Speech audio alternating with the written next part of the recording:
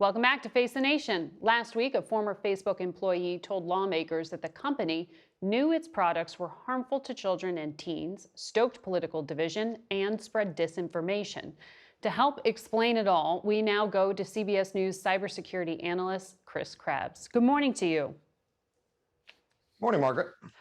What I thought was so interesting about this whistleblower is how clearly she communicated some things that are frankly often misunderstood or just too opaque. And one of the things that she highlighted was that social media is complicit, frankly, in knowingly allowing their platforms to be used this way. Under current law, internet companies are exempt from liability for what's posted on their platforms. Should that be reformed?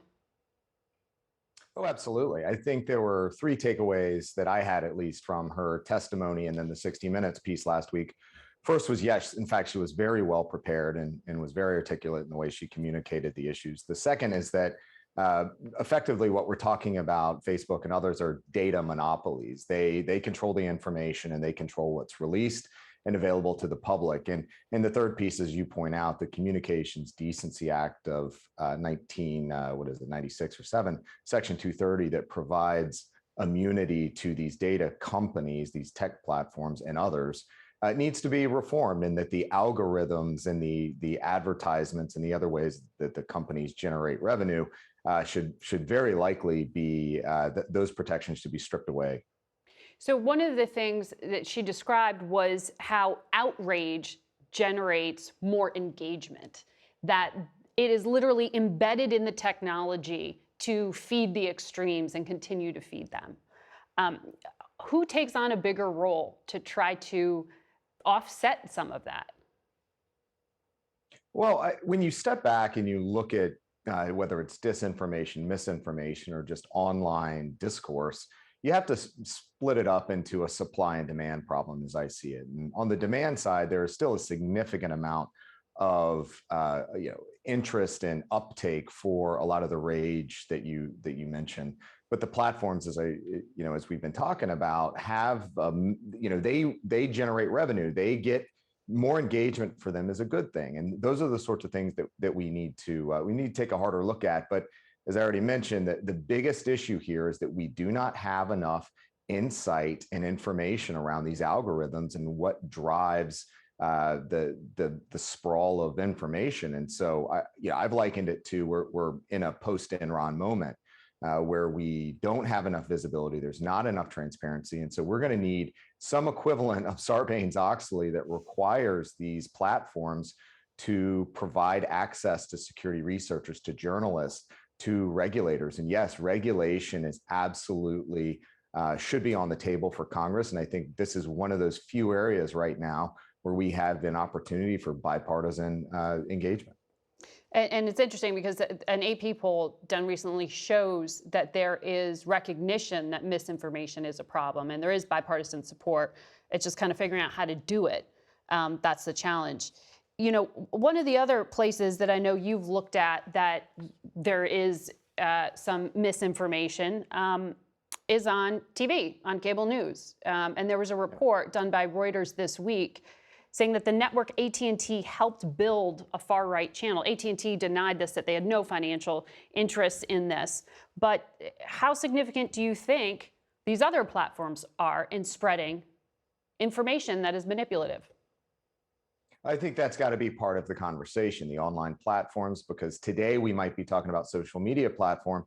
Tomorrow, who knows what the technology is going to be. And so we really have to think through the legal frameworks that provide the unfettered opportunities out there to spread misinformation. But to the point about AT&T and OAN, whether in fact that is true, it is it's in court documents. But that's why it's so important for researchers and journalists to have access so the market can make decisions. With imperfect information, we make imperfect decisions.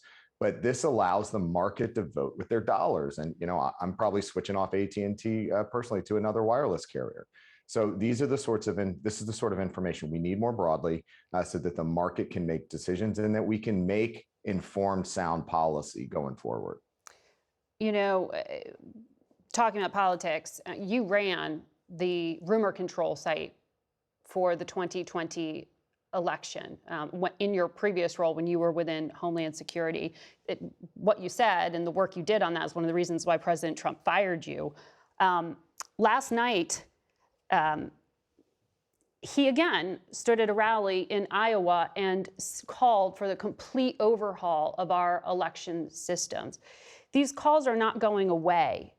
Do you think that there is an active effort underway to undermine elections, as Congressman Schiff started off our program saying? Without question, it's happening at 4 different levels, both state legislatures and state elected officials, some of the folks running for Secretary of State in Arizona and Georgia, but we're also seeing in the US Congress. The minority whip was on Fox News this morning with Chris Wallace, and he was talking about how the election was effectively stolen. And he will not admit that President Biden won fair and square. And so what we're seeing is Congressman Schiff mentioned, is this constant erosion of confidence in the electoral system, and it is ultimately anti-democratic. And we're frankly in a death spiral, as I see it. And 2 years, 4 years at the ballot box isn't good enough, and there have to be other accountability measures for those that are going to continue to proliferate these lies. But that's an incredible statement. You're a lifelong Republican, and you are acknowledging and pointing to leadership encouraging some of these things. How is that possible, that this continues to happen? I mean, it's captured by the base, right? I mean, they're afraid to speak up because they're afraid the former president is going to try to primary them. And then the other piece is that they've activated and lost control of their voting base, the people that are going to put them in power. And they know that if they go against the former president, that not only will he speak out against them, but they're going to start seeing people show up at their town halls. I mean, you've actually seen Republican members of Congress stop holding town halls because they've overactivated their base, and it's gotten out of control. Again, this is a death spiral. They've lost control, and they don't have the ability to rein it back in. Chris Krebs, thank you very much for your analysis, though you've given me some heartburn. Thank you. It's always good to talk to you. We will be back in a moment.